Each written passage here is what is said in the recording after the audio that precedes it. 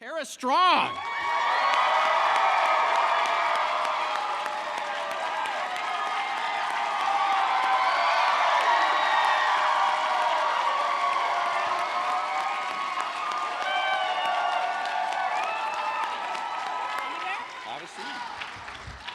Thanks, guys.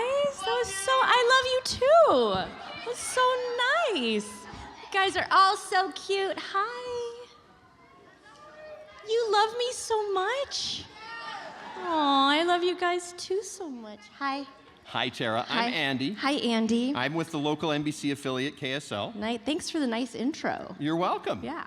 You're the voice of our living room at our house. You've been on so many different shows that it's always fun to point out to my children, hey, guess what? That's Raven. Or, did you know that Timmy Turner is also Raven? What? It's fun to see reactions in person, too. Like, a lot of times people are like, wait, you're that? When they look at my character shot, and that, and that. Like, I hope I'm that, or I wouldn't have put it on my headshot. But they, like, they kind of freak out sometimes. Especially, like, the boys, like Ben 10 or Timmy Turner. You guys like Timmy Turner? I wish Cosmo and Wanda were here. Oh, it's so fun blowing everyone's little minds. I'm just kidding. You guys are all just as tough as Blossom and Buttercup. You guys are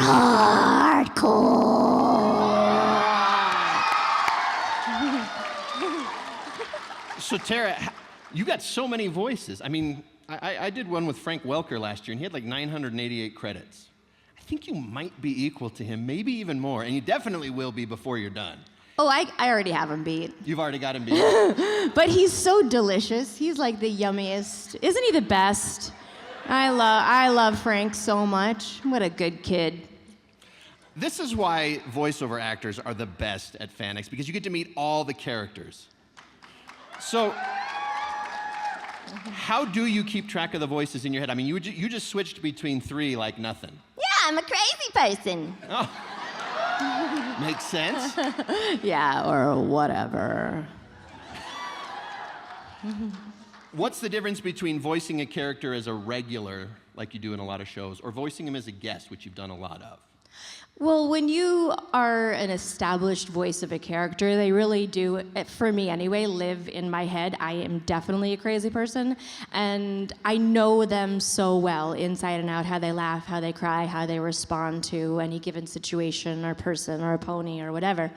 And I always know their voice, If I've done a small role that's recurring on something, sometimes they'll say, oh, we'll play you the reference. So if I haven't done it that much, they'll play it again. I don't need to be reminded about my regular characters because they're actual entities that live inside me and tell me what to do all day long.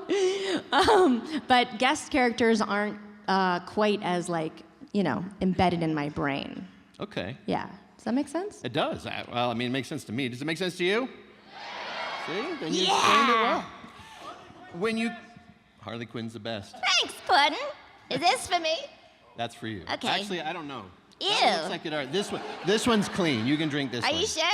Yes. Why you got That kitty other cups one looks over like it has here? lipstick on it. Okay, gross. I brought the big thing, see? What's in there? Just water. Looks like a Moscow Mule to me. Bring on the booze. I mean, what? It's like 7:15 already. Let's if you party. knew me, you knew how funny that what would be. What kids want to get drunk with me? Oh my God! Tell your parents to leave the room for a bit. Okay. So, which is your favorite character to voice? Do you guys know? Yes, my favorite character I ever did was Melody, and my mommy's here. My mommy's here. Where? Mommy is here. Oh. You don't know what Melody is? I don't. Everybody boo him. She was her daughter in the sequel. Oh, And I got to sing with her. Oh. Ursula's here? Is that true? Oh. Little Mermaid 2. Yeah, because right. I got to sing with That took Jodie a sec. Benson, Sorry. I was fangirling that day. I shook her hand and I started to cry and I loved her for so long, and then to sing in the studio with her. I mean, I could have died the next day, but I didn't. That's good. I don't know if people know this. You're the singing voice of Meg on Family Guy. That's true. So sing. No, just kidding. You're funny. Be funny. You know, sing right now. Okay. No. I've got a question. This is a personal one. I'm a big fan of Teen Titans Go, and to a lesser extent, Teen Titans. Don't hate me. Yeah, you're not in the. I that's love not the comment. the humor of Teen Okay, Titans first Go. of all, we all love Teen Titans Go. Let's not play, okay? It's just that. Wait a second. I've been doing this at cons. Hold on. It's just that. Did you guys want season 6? I might tweet this video and maybe Cartoon Network, Warner Brothers will see it. So do you guys want season 6?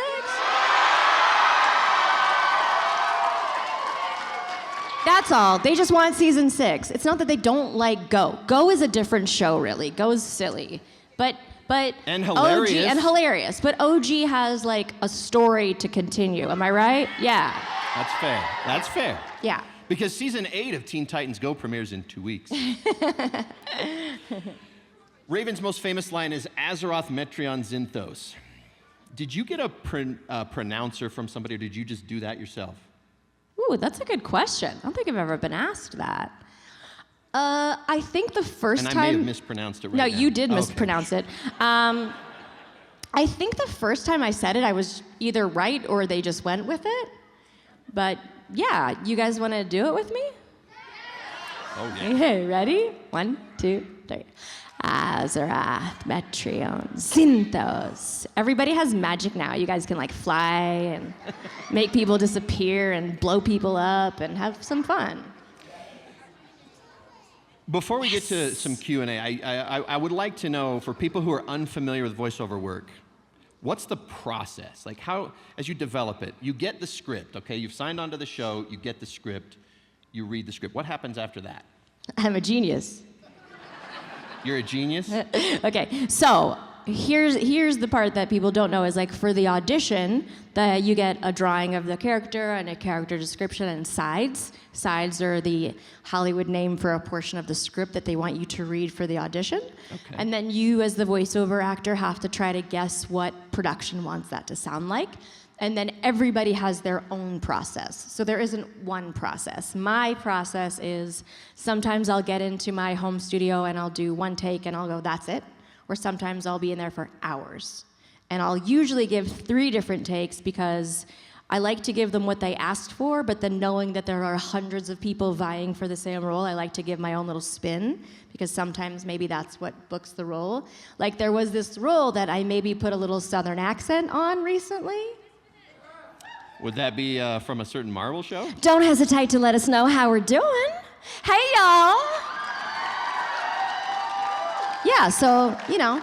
And then once you're in the studio, when you've booked a part, you read the script first. Not all the time can you, but when you can, you do, so you know what you're talking about, because much of voiceover acting compared to on-camera acting, if you're on-camera acting, you can see, for the most part, what's happening to you.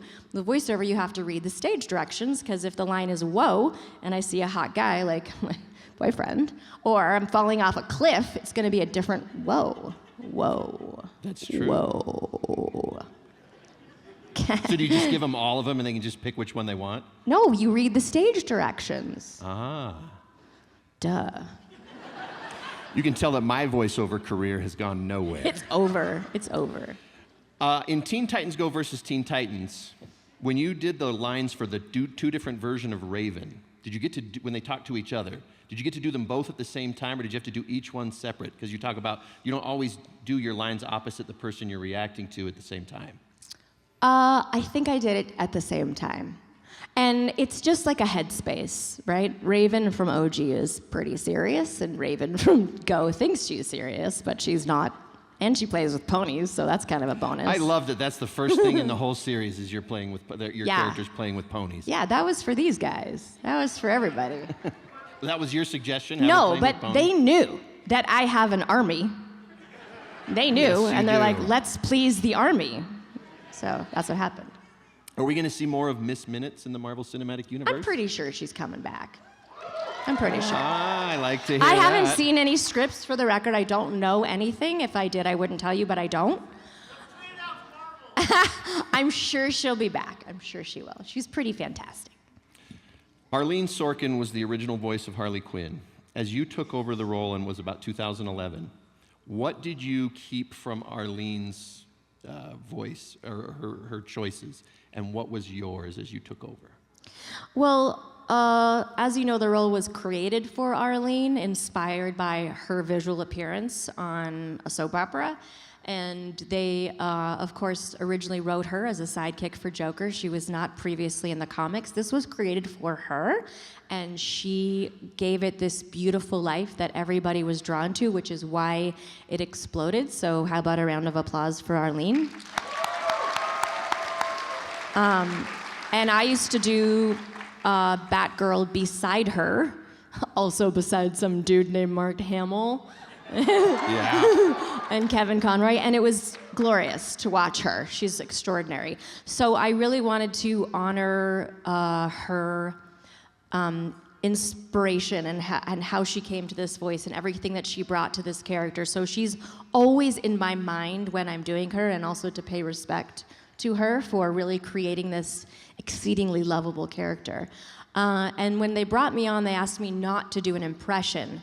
So I just sort of always had her in my mind, because I think it's like, I don't know, I don't want to judge other people's performances, and I actually don't watch them because it makes me mad.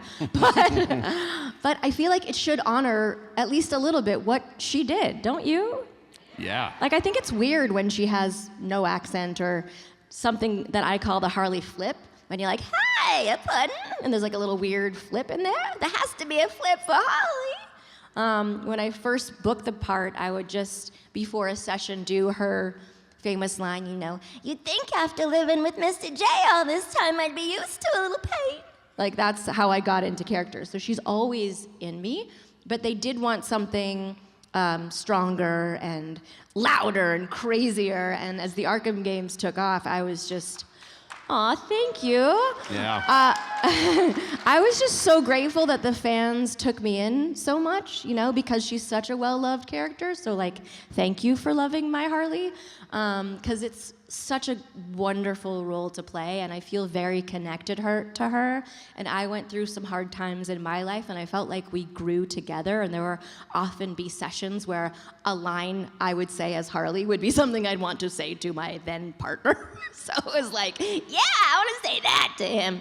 So it was kind of fun to get into my own power with her, because when she started out, she was an abused woman. Yeah. And now, she's a powerhouse.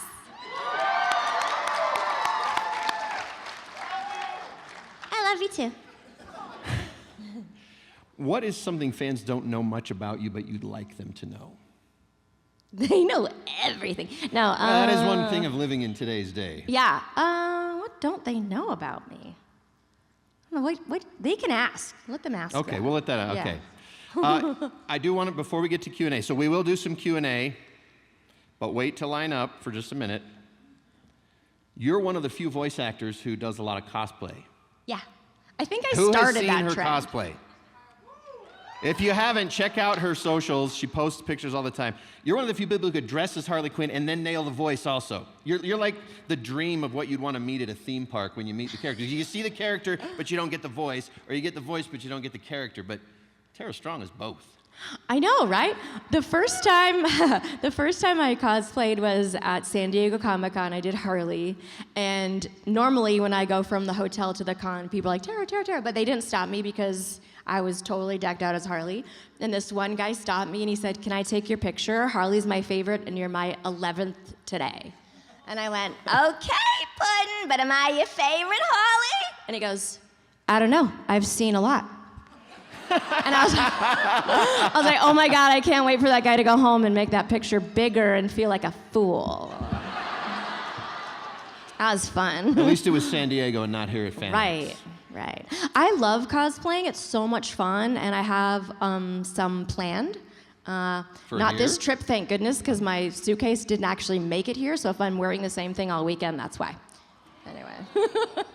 Who here's cosplaying as Raven? Anybody here? I see one here on the front row. Stand up. Beautiful. Oh, we got one at the back too? Yes. Beautiful. Awesome. Who's cosplaying as Harley? Any Harleys in here right now? There's a Harley here. This might be the only This might be the only room with only one or no Harley Quinns in the whole entire place right now, but. It's one of my favorite cosplays. I love when people dress as Me. Anybody cosplaying as any of her other characters? Oh, there's Oh, Batgirl. Oh, okay. there's Twilight Sparkle. Okay, cute. Awesome. Well, I love you too. well, there's a lot of love in here. I know I love you too. But who do you love, Tara? Oh, I love everybody. Do you love anybody more than everybody? I love that guy. Where is he? Hot boyfriend, wave to the crowd. He's so cute. I like And embarrassing him. supportive. I know. Well, I'm curious as to what these people would like to know from you. Okay. Are you? Yeah. Well, all right. We've got a microphone here. Please be very kind and courteous to those in line. Please limit yourself to one question so that as many people who would like to ask Tara a question will have the chance. Go Hi, ahead. Tara. Hi. Lovely to meet you. You too. So it seems like you've very much so found your niche in voice work. Do you want to do more on-camera work, or you're just loving where you're at? Well, I love doing both, and I just did a series in Toronto. Anyone see Pretty Hard Cases here? Anyone? Pretty Hard Cases? Yeah. I will now. It's here on IMDb. It's bigger in Canada because it's on Netflix, but I had so much fun. Basically, if Harley Quinn was a drug-dealing mom, that's who I was.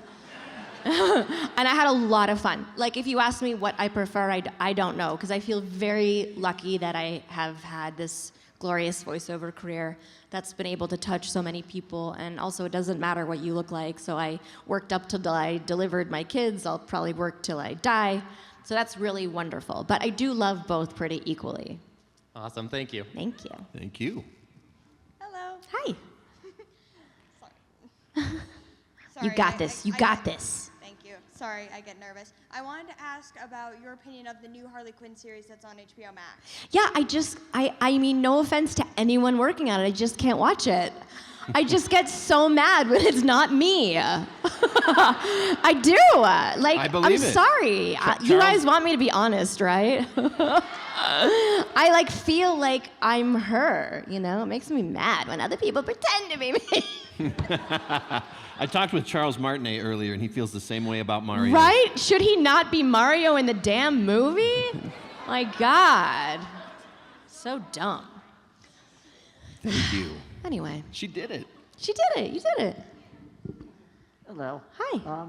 Thinking back to the My Little Pony Friendship is Magic, what's one lesson that Twilight Sparkle and the Main Six learned that really resonated with you and you wish you'd known when you were growing up?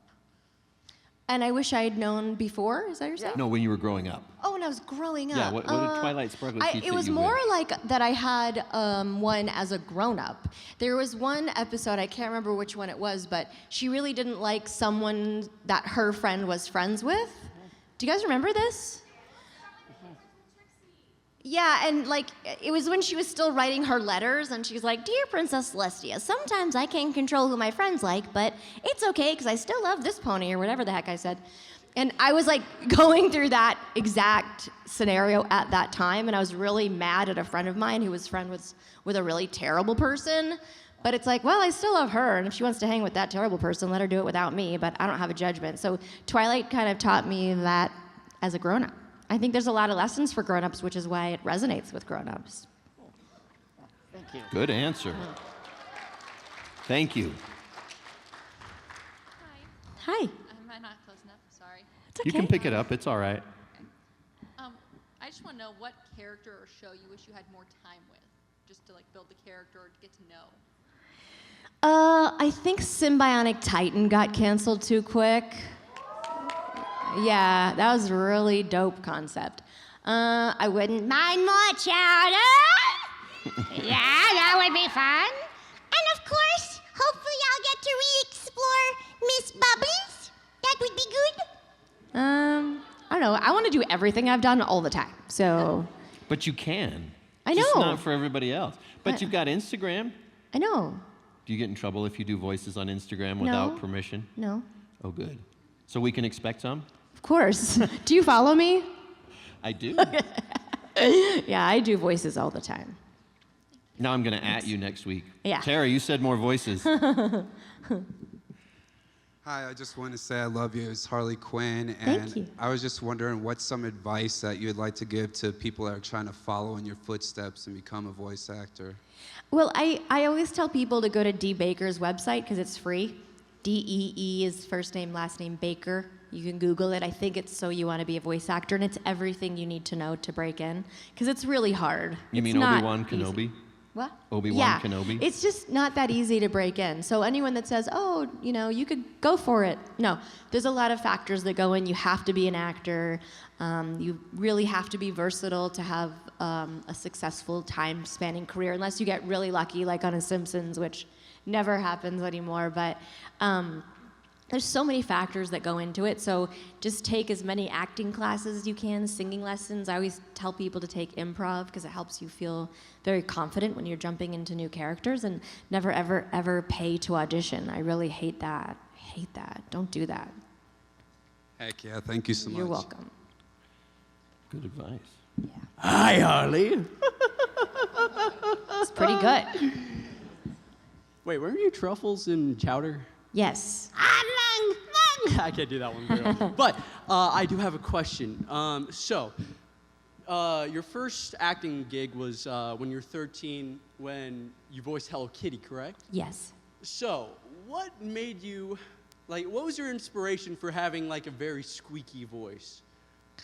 Well, first of all, I don't think she was that squeaky. Yeah. Hello Kitty's Fairy Tale Theater is proud to present The Wizard of Paws. It's not that squeaky. Like that. It's more based on what I was talking about before when you see the drawing, and everybody knows Hello Kitty. Yeah. So it's a very collaborative process once you book that job, and they'll be like, oh, make her a little older, a little younger, a little sillier, or whatever, and then we sort of work together as a team to find the voice that's going to work for that show.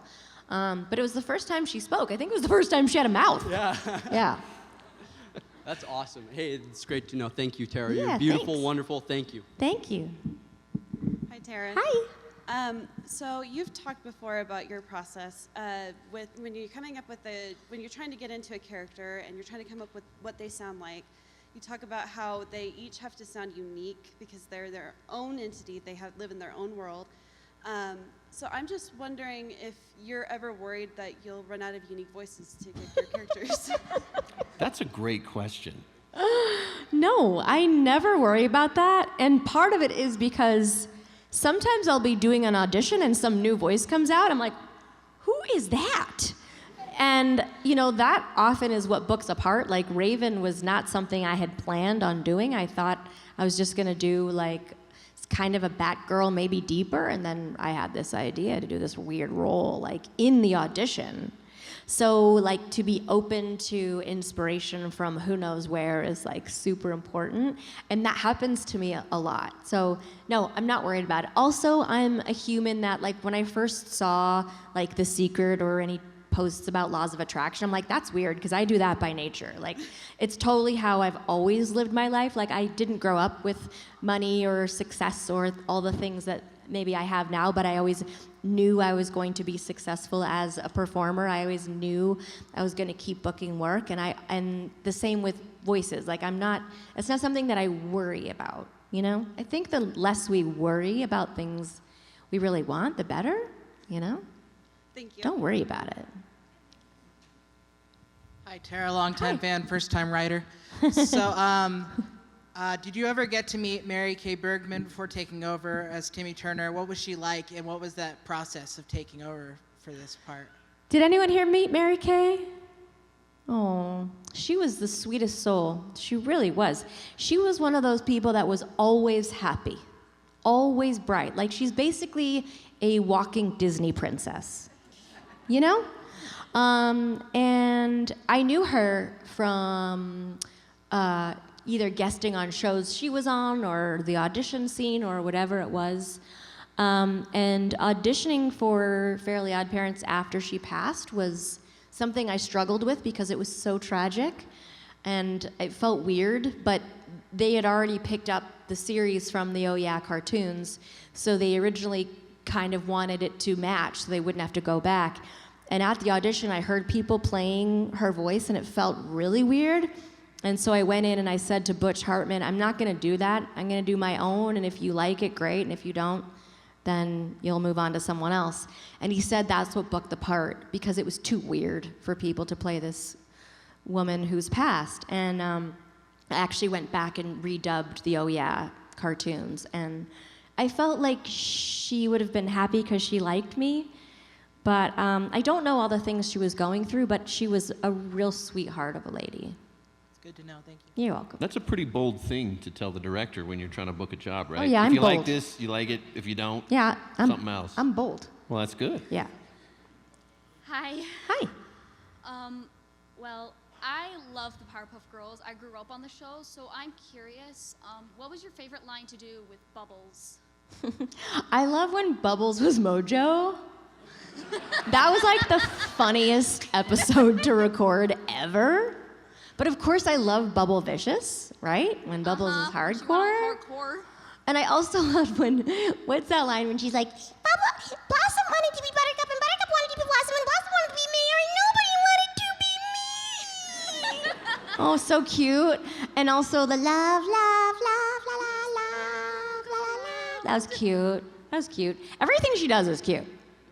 You know what's really weird? I'm always the prettiest girl at the party. Yes, that's true. Thank you. You're welcome. I really do love you so much. You're Oh, I amazing. love you too. I love Twilight too. Twilight's awesome. Thank you. Hello, Tara. Hi. I just wanted to know, what was your favorite episode of Fairly Odd Parents, and why was it hard copy with the copy machine? And why what? Why And was why it hard was it copy? the copy machine episode? He's where asking they what was have your favorite Flipsy and the why was it dog that and- one? You're both talking at the same time. What's the hard copy part of the question? Where they make Flipsy the dog and Flipsy won't flip? Oh, okay. My favorite episode was probably Channel Chasers. It was super duper fun. But a lot of the episodes are really great. I loved the Christmas special. I loved when he turned everybody into gray blobs. Yeah, I loved that show. That was fun. It'd be fun to do that again. All right, thank you. You're welcome. Hi, Tara. Harry call seeing you at FanX 2017 and BabsCon 2017. Well, it's nice to see you again. Like this. Nice to see you too again. But my question is, do you have an opinion regarding the My Little Pony G5's stuff? I haven't seen any of it. I don't know why they did that. Do you like it? Is it good? No, I like it. I like it. Okay. So do a lot of others. Oh, okay.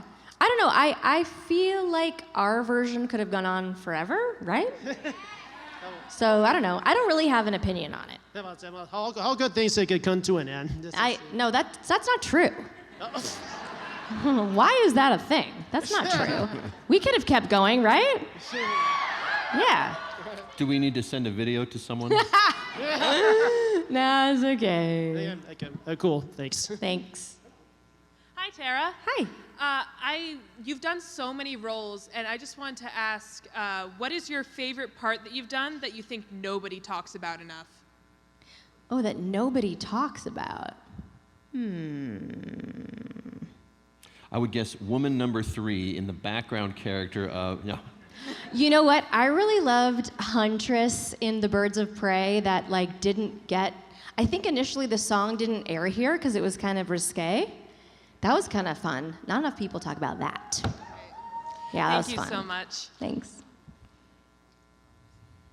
Hi, I just want to start with my whole family are huge fans of yours. We all just adore you and grew up with you, and you're just my favorite actress. Oh, thank you. So I want to know, what voice do you think was hardest on your throat? Terrence. From Foster's Home. Oh! Because he was always mean, right? And it was always so deep and raspy all the time.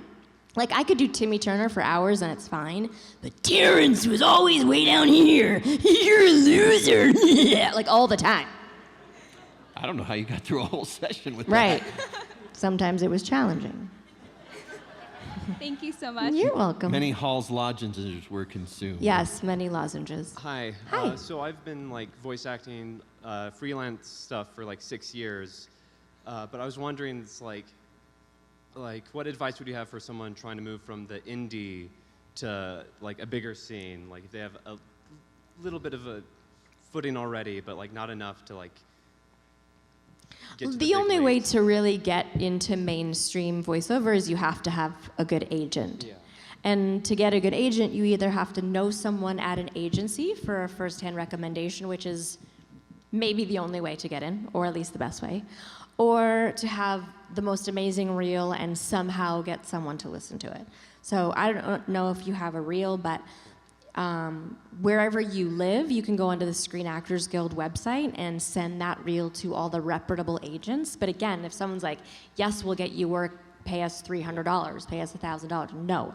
No one in my world got there because they paid anything other than for a demo or for classes. And then when you book work, you give your agent a percentage of what you book. There is no human, no one can promise you work. That's not true. So don't do that. But you have to get an agent to get mainstream. It's kind of a challenging thing, right? With acting, you can't do acting unless you're in the union. But you can't get in the union unless you do a union job. You can't get an agent, you can't work through an agent unless you get an agent, but you can't get an agent unless you've had a job. So there's all these sort of serendipitous moments that have to come together in order for success in this world. Very challenging, I'm sure, as you know, because you've been doing it for a while. But the only way to break through is to get an agent, and even then, there's no guarantee. I know some of the most talented, extraordinary, beautiful humans that never get a shot. Brad Norman, who played my Bullwinkle. Did you guys see Rocky and Bullwinkle? That was his 200th audition. He's brilliant. He should be mainstream. He's the nicest, kindest guy, and he's brilliant. It's just sometimes, like, the universe says yes to this person. But if it's something in your heart and soul, just keep going. Yeah. Thank you so much. You're welcome.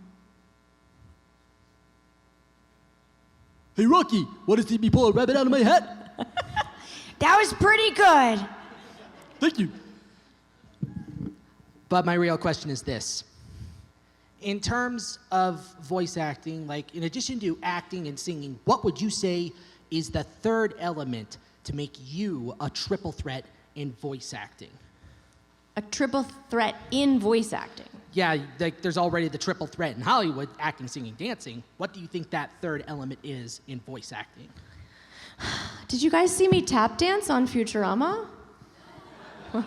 Bender tap danced on my chest. That's right. Yeah, it was pretty good. So maybe I am triple threat in dancing already. Have you Or at seen least some of my being dances? a dance floor. Yeah, or at least being dance floor. I don't know. I'm a triple threat everywhere I go. I don't know how to answer that question. You darn right. Hi. Hi. So how was it working on Young Justice? It was really fun. It's always fun to be a character either in the Marvel or DC universe. Always fun. Every time you're working on something like that, you see the script, you see the character, you know the character, and you're getting to breathe life into a beloved character, it's fun. And those recordings, Young Justice, those are all full cast. So we're sitting with everyone and we're playing off each other and we all love each other, and it's a great, great time. And can you tweet season 5 of Young Justice? You want me to tweet that? Yes. Okay, I'll try to remember. Have a great day. Thanks. Morning. My name is Jason. I'm wondering if you can sing for us the opening theme for Fairly Odd Parents. What? You wanted to sing the opening theme to Fairly Odd Parents? Correct, yes. Do you guys want to sing it with me? Yes. Okay, ready? Obtuse rubber goose green. I don't hear anybody. All right. Now I'm going to film you guys. Okay, ready? You don't know it? Okay, ready? Okay, whoever sings it with me know it. Ready? Obtuse rubber goose green moose guava juice giant snake birthday cake large fries chocolate shake. I think you can do better. Ready? If you know it, do it really loud. Obtuse, rubber goose, green moose, guava juice, giant snake, birthday cake, large fries, chocolate shake. Yeah, that was pretty good. Is that what you wanted? You're welcome. Okay, so. Should we lift the mic? Everyone looks like they're going potty when they go on this mic. Okay. So there's a girl I want to ask to homecoming, and you are her absolute favorite voice actor from My Little Pony, and her name is Kelsbeth, and I want you to vouch for me. Would that be all right? Do you have your phone? My sister's right there. Okay, are you filming right now? What's her name? Kelsbeth. Say it again. Kelsbeth. It's like a mix of Kelsbeth. Kelsbeth. Yeah. Okay. Dear Princess Celestia, I hope that Kelsbeth goes to the homecoming thingy with Ivan because he knows that friendship really is magic. Also, he's totally into her. Your faithful student, Twilight Sparkle. Thank you. I hope it works. She better say yes Yeah. after that. Sorry, and what That'll was be your- $100, by the way. Okay. And what was your favorite song from the My Little Pony? Well, I didn't get to sing it because they did the music in Vancouver and I'm in LA. So I don't know. I don't really have a favorite. They're all good. The music was wonderful on that show and the singing was all wonderful. Rebecca was an incredible Twilight singing voice. I love her. Okay, thank you. You're welcome. Hello. Hello. Sorry, you're my absolute favorite human being on this planet. Wow. This is an honor. Wow. Did you hear that, honey? Did you hear that? Okay. So I've been taking Steve Bloom's voice acting classes, even just occasionally, and at one point I got to ask Billy West, how he maintains his voice throughout the years. So I want to ask you that. So how do you maintain this same voice that you did decades ago and are still able to do the same thing now? I feel like once you hit puberty, voices don't really change that much over the years until maybe you're super old. I've not really witnessed anyone in my world that had a hard time maintaining a sound, but it also could be just how we as voiceover people are built. But I don't know, do you guys notice a change in people in your world? Not really. And it's more of a character thing, right? You're tapping into that character, so you slide right into that voice.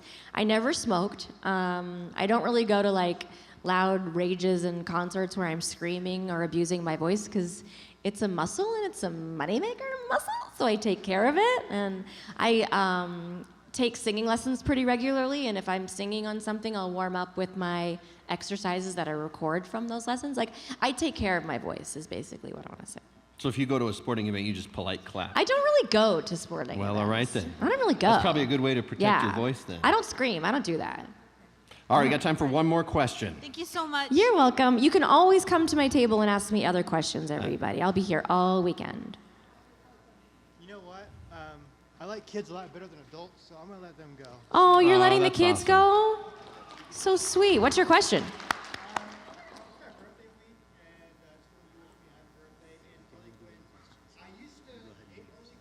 Used to hate Harley Quinn. Oh, now he grew up and he understands how sexy she is. Happy birthday. Go sit down. You were right. Give it to the kids. All right, go ahead. What's your question? You got this, cutie. How do you do all of the voices? I'm just really, really talented. Amen. Oh, she's so cute. You're so cute. Well, Tara, you have all these voices. How do you use them to your advantage? Do you ever use them to get out of a ticket? Yes, Or of to get a course. free breakfast somewhere? Yes, I always use it to my advantage. Sometimes I use it for evil. Yeah, so one time I was rushing to Cartoon Network to do Powerpuff Girls, and I got pulled over, and the cop was like, "Why are you rushing?" I'm like, "I gotta get to this session," and I had my head shop beside me. He's like, "Wait, you're Bubbles?" And I was like, "Yeah," and he's like, "I have a 9-year-old daughter. I can't give a Powerpuff Girl a speeding ticket. Just be safe." And I was like, "Thank you." And I like to mess with telemarketers, you know? Oh, yeah. I'm sorry, my mom and dad aren't here, but a big knife is. You know, I like to mess with people. Now, that's an advantage you have that nobody else has. Yeah, and also, like, it's helpful, like, to get what you want, right? It's always better to go, can I please have the money you owe me, than give me my money, right? So I use it. Good for you. Well, we're out of time. Tara, we could go. I loved it. You've been great. Thank you so much. This is your second time at FanX. Why'd you come back? Oh, I haven't been here in a long time. I think it's like 6 years or something like that. And during COVID, I really missed this like group love, right? Like, yeah.